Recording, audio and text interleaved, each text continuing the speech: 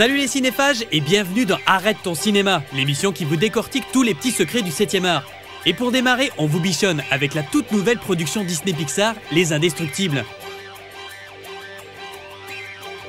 Puis l'on retrouvera Illico, la plus rencardée des ouvreuses de cinéma, Garance. La rubrique Saturne A, quant à elle, fera un détour par les plateaux de Banlieue 13. Et pour finir, on vous donnera la parole pour faire la critique d'un film. Allez, accrochez-vous, on va vous en apprendre. Ça marche ce truc? Pas de problème. Je défonce des murs tous les jours, mais ça...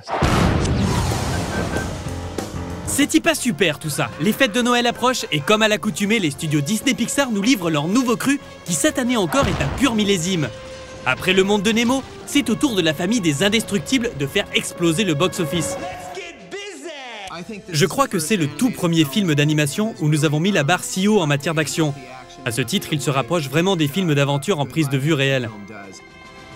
Ce qui est génial à propos de ce film, c'est qu'il prend pour cible des super-héros et qu'il les ramène à leurs vraies origines, les comic books. Les gens parlent souvent des défis technologiques que se lance Pixar, mais pour moi, ce qui est vraiment intéressant chez eux, ce sont leurs histoires originales et leurs personnages complètement nouveaux. Oui, cette histoire parle de super-héros, mais elle parle également d'une famille qui a beaucoup de difficultés à rester soudée. J'ai besoin que tu interviennes. Violette, lâche tout de suite ton frère. Ce film marque vraiment une étape pour plusieurs raisons. La première d'entre elles, bien sûr, c'est de réussir à créer des êtres humains. L'être humain est la chose la plus complexe à réaliser avec un ordinateur. Nous avons donc vraiment fait des tonnes de recherches pour obtenir un rendu unique. Il y a plein de domaines inconnus que nous avons dû explorer pour parfaire le rendu des personnages. La manière dont ils bougent, leur aspect et plein d'autres choses. Ça va faire mal.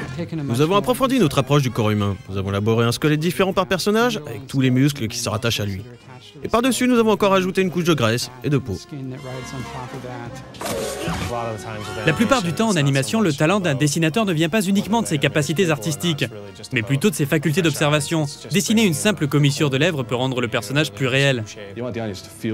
Vous devez pouvoir vous identifier au personnage. S'il bouge bizarrement ou qu'il est saccadé, eh bien la réponse du public sera simple. Il se désintéressera du film.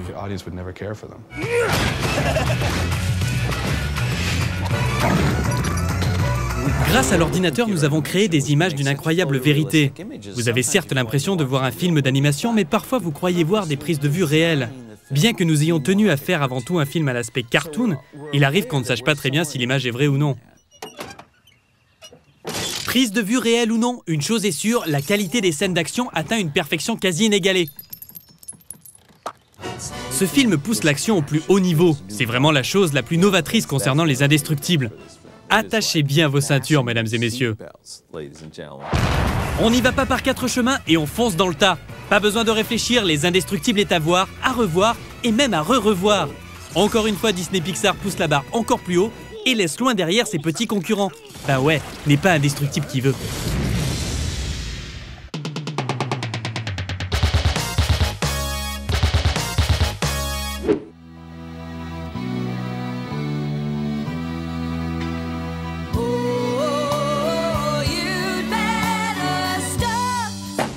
Ah ben vous voilà. C'est à cette heure-ci que vous arrivez. Et je vous signale que le film est commencé depuis 3/4 d'heure. Pardon? J'en sais rien, moi je l'ai pas vu ce navet. D'ailleurs j'en vois aucun des films. Garance, son domaine, c'est 7 cabines. Elle règne sur son thermos, ses tickets et ses magazines. Et vous savez quoi? Là-dedans, je connais toute l'actualité des vedettes de cinéma. Ah, le strass et des paillettes, ça c'est mon rayon. Bon allez, je vous ai à la bonne. Je veux bien vous mettre au parfum sur 2 ou 3 nouvelles bien fraîches. Ça vous branche? Parfait. Allez hop! Alors qu'est-ce que j'ai sous le coude? Ouh oui, voilà qui est très très fumeux. Vous savez le nouveau Batman avec Christian Bale. J'ai ici des clichés exclusifs de son nouveau costume. Ah, rien à voir avec les 2 derniers films de la série, hein? Là, on revient à une coupe plus brute, plus sombre, plus moulante. Ça laisse rêveuse, mesdames, non? Allez, patience, les nanas. Plus que 8 petits mois à attendre avant de découvrir Macho Man en action. C'est pas de l'info, ça? Allez, hop!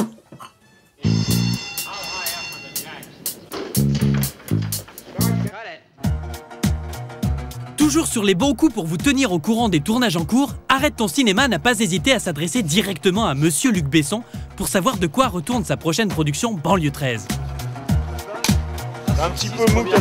Ça a commencé il y a un an, presque un an maintenant. Un soir, Luc Besson, que je connais depuis quelques années parce que j'ai fait quelques films à d'autres postes dans cette honorable maison, m'appelle et me dit: est-ce que tu veux lire un scénario qui t'intéresserait de réaliser? Et je lui dis: ouais, d'accord, ça marche. Et me voilà, je suis en train de sauter d'un toit à un autre, ce qui est notre lot quotidien depuis quelques mois maintenant. Beaucoup de cascades et beaucoup de choses, et c'est assez rigolo. C'est mon premier film comme metteur en scène, mais c'est vrai que je suis un peu habitué, entre guillemets, rodé à ça, parce que j'en ai fait d'autres à d'autres postes, comme cadreur, comme chef-op. Donc je suis un petit peu habitué à ce genre de pression-là, mais c'est vrai que ça te motive, parce qu'il faut aller très vite, il faut être très efficace. Du moment que tu fais tout ton maximum pour que ça soit bien, c'est tout ce qu'on te demande, et c'est formidable. Une bien belle aventure donc, qui commença il y a maintenant plusieurs mois. On a commencé en avril, on est maintenant fin août, donc ça a duré 5 mois, ça aurait dû en durer un peu moins. Il y a eu une petite interruption parce qu'un de nos comédiens s'est blessé, donc on a été un petit peu décalé, mais ça reste long. C'est un tournage qui dure 75 jours de tournage, ce qui, quand tu comptes les week-ends, les déplacements et les machins, fait presque 4 mois les poussières. Donc c'est un peu long. Et avec tout ce boulot, il en oublierait presque la date de sortie, pas vrai? Alors la date de sortie, c'est le 10 novembre. Et ça ne bougera jamais. Et comme on est au mois d'août, c'est bientôt pour nous. Donc faut que je me dépêche d'y aller. Pas le temps de chômer donc, et quant à vous les cinéphages, on vous donne rendez-vous le 10 novembre pour avoir votre avis.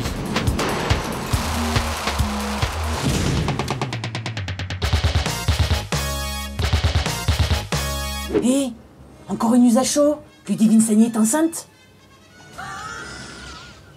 Non, je rigole.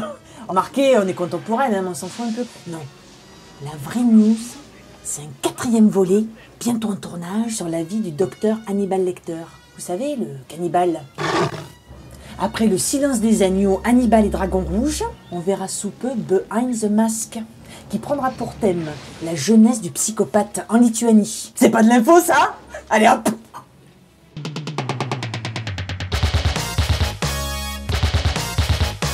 Allez, pour finir, un petit secret de cinéma pour vous endormir mon idiot. Le cri de Willem est un bruitage bien particulier qui se retrouve disséminé parmi quelques-uns des films les plus célèbres du cinéma. Écoutez, ça donne ça. Génial, non? Il sera apparu pour la première fois dans un western The Charge at the Fever River. Depuis, des ingé-sons se sont amusés à réutiliser le bruitage clin d'œil pour certains de leurs projets. Mais ouvrez vos esgourdes hein, devant Star Wars, Indiana Jones ou Batman. Vous entendrez? Foi de Garance? Allez, au revoir, Frédéric.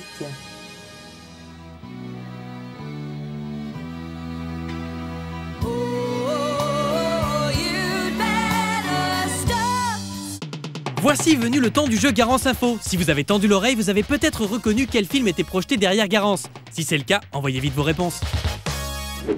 I'm a man. Well, nobody's perfect. Voilà, c'est tout pour aujourd'hui, mais ne vous lamentez pas, Arrête ton cinéma revient dans une semaine avec un programme hallucinant. On démarrera avec le retour de l'araignée qui tisse plus vite que son ombre, Spider-Man.